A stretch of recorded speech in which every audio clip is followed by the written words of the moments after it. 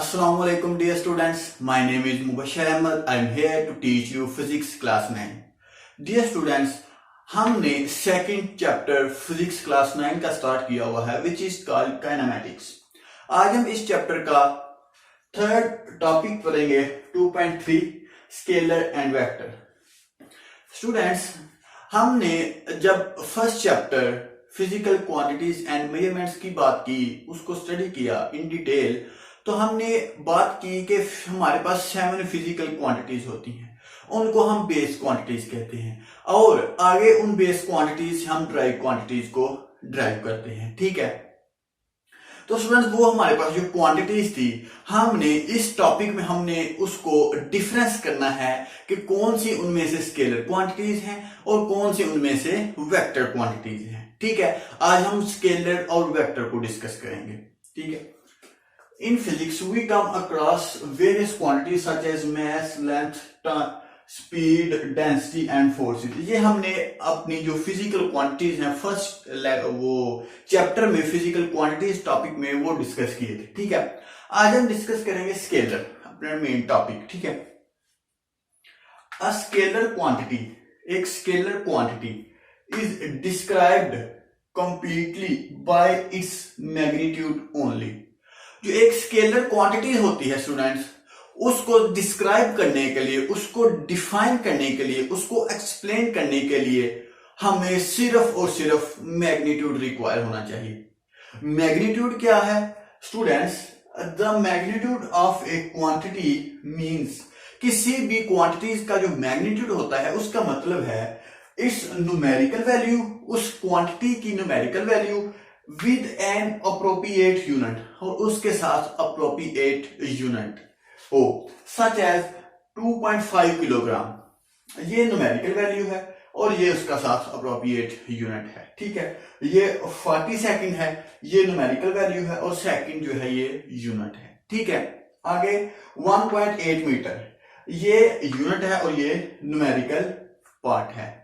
ठीक है, हमने स्टूडेंट फर्स्ट चैप्टर में भी हम जब ऐसा यूनिट को डिस्कस कर रहे थे, हमने इस टॉपिक को इन डिटेल, काफी इन डिटेल में डिस्कस किया था। कौन सा ये जो था कि एक न्यूमेरिकल वैल्यू होती है और एक यूनिट होता है किसी भी चीज को मेजर करने के लिए। ठीक है, तो स्टूडेंट्स ये जो न्यूमेरिकल पार्ट है और एक यूनिट है, वो मिलते हैं जब, ठीक है, हमें मैग्नीट्यूड देते हैं, उनको हम मैग्नीट्यूड कहते हैं।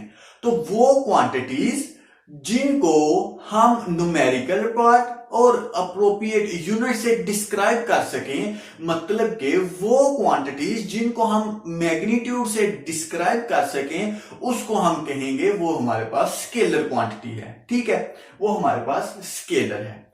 कौन कौन सी स्केलर क्वांटिटीज हैं हम एग्जाम्पल में देखते हैं। मैस एक स्केलर क्वांटिटी है, लेंथ एक स्केलर क्वांटिटी है, टाइम एक स्केलर क्वांटिटी है, ऐसे ही speed, volume, work and energy, ये सारी की सारी जो हैं ये स्केलर क्वांटिटीज हैं। और भी बहुत सी स्केलर क्वांटिटी, लेकिन जो बुक पे रिक्वायर्ड है वो यही है। ठीक है स्टूडेंट, अब तो हमें पता चल गया कि स्केलर क्या होता है। आपको भी सर छोटी सी एक डेफिनेशन है कि वो क्वांटिटीज जिनको हम मैग्नीट्यूड से डिस्क्राइब कर सके, उसको हम स्केलर क्वांटिटीज कहते हैं। अब हम बात करते हैं अपने नेक्स्ट टॉपिक की, वो है वेक्टर। स्टूडेंट्स, स्केलर और वेक्टर में एक चीज कॉमन है, स्केलर को भी हम मैग्नीट्यूड से डिस्क्राइब कर सकते हैं और वेक्टर को भी हम मैग्नीट्यूड से डिस्क्राइब कर सकते हैं, लेकिन वेक्टर में एक चीज और आ जाती है, वो है डायरेक्शन। ये डायरेक्शन आ जाती है वेक्टर में। डायरेक्शन क्या होती है? हम डायरेक्शन के लिए ये मीनिंगलेस होती है। ये देखें, it would be meaningless to describe vector without direction. Vector को अगर हम डिस्क्राइब करते हैं विदाउट, बगैर उसकी डायरेक्शन से, तो वो जो डिफाइन होगी वो बेमानी होगी, मीनिंगलेस होगी। तो डायरेक्शन क्या होती है स्टूडेंट? डायरेक्शन एक होती है किसी चीज को इंडिकेट करना, वो किस तरफ जा रही है। ठीक है, हम जब रिप्रेजेंटेशन ऑफ वेक्टर देखेंगे ना, तब मैं आपको डायरेक्शन की एक फिजिकल एग्जांपल बताऊंगा जो हमारी डेली लाइफ में है, ताकि आपको डायरेक्शन की अच्छे से समझ आ जाए। अब हम वेक्टर की एग्जांपल देखते हैं। वेक्टर एक एग्जांपल है velocity, displacement, force, momentum, torque. ये जो है एग्जांपल्स हैं वेक्टर की। स्टूडेंट्स, वेक्टर में क्या है? Those quantities which completely describe by its magnitude and direction. इसमें ओनली मैग्नीट्यूड था, इसमें साथ डायरेक्शन है। ये सिंपल सी डेफिनेशन है, ठीक है। अब हम बात करते हैं रिप्रेजेंटेशन ऑफ वेक्टर। हमारे पास मुख्तलिफ क्वांटिटीज थी, ठीक है। उसमें हमने स्केलर को अलग कर लिया और हमने वेक्टर को अलग कर लिया। ये स्केलर क्वांटिटीज हैं और ये हमने वेक्टर क्वांटिटी सीखी है। इसको हमने अलग तो कर लिया, लेकिन इनकी रिप्रेजेंटेशन करने के लिए हमने कुछ ऐसी पॉइंट देखने हैं कि ताकि हमें पता चल सके कि ये वेक्टर है और ये स्केलर है। इसको डिस्टिंग्विश करना है हमने, ठीक है। वेक्टर को हम मुख्तलिफ कैसे देख सकते हैं स्केलर के साथ? We use bold letter. हमने किसी भी वेक्टर को स्केलर से अगर हमने डिस्टिंग्विश करना है तो हमें बोल्ड लेटर यूज करने होंगे। बोल्ड लेटर कैसे? ऐसे, ये जो मैंने बोल्ड लेटर यूज किया हुआ है, जैसा कि ए है, एक वेक्टर है, उसको हमने ऐसे बोल्ड करना है, ठीक है। ये ए है। उसके बाद हमारे पास बी है, ये इसको भी हमने बोल्ड करना है, ठीक है। इससे हमें पता चल जाएगा कि ये वेक्टर हैं, ठीक है। और नेक्स्ट जो एग्जांपल है वो है कि वी यूज बार और एरो ओवर देयर सिंबल। हमने एक बार यूज करनी है एंड एरो यूज करना है किसी भी सिंबल के ऊपर जो वेक्टर का सिंबल हो। फॉर एग्जांपल यहां पे मैंने ए लिखा है ना, ए जो है एक वेक्टर है, ठीक है। वेक्टर को हमने बोल्ड कर दिया, ठीक है। अब हमने ये दो अप्लाई करनी है कि हम कैसे बार और एरो हेड लगाते हैं। ये देखें, ये ए है ना, ये ए है, ठीक है। इसको हमने वेक्टर टाइप कैसे लिखना है? ऐसे हम लिख देंगे। ये ऊपर हमने बार लगा दी, या हम ऐसे लिख देंगे, ये हमने एरो पर लगा दिया, तो हमें पता चल गया कि ये वेक्टर है। बोल्ड से भी हमें पता चल गया और ऐसे भी हमें पता चल गया कि ये वेक्टर है। ये मैं बात कर रहा हूं रिप्रेजेंटेशन ऑफ वेक्टर की। हम वेक्टर को रिप्रेजेंट कैसे करते हैं। उसके बाद students, vector can be represented by A line segment with an arrow head. मैंने बताया कि वेक्टर को हम रिप्रेजेंट करते हैं एक लाइन सेगमेंट से,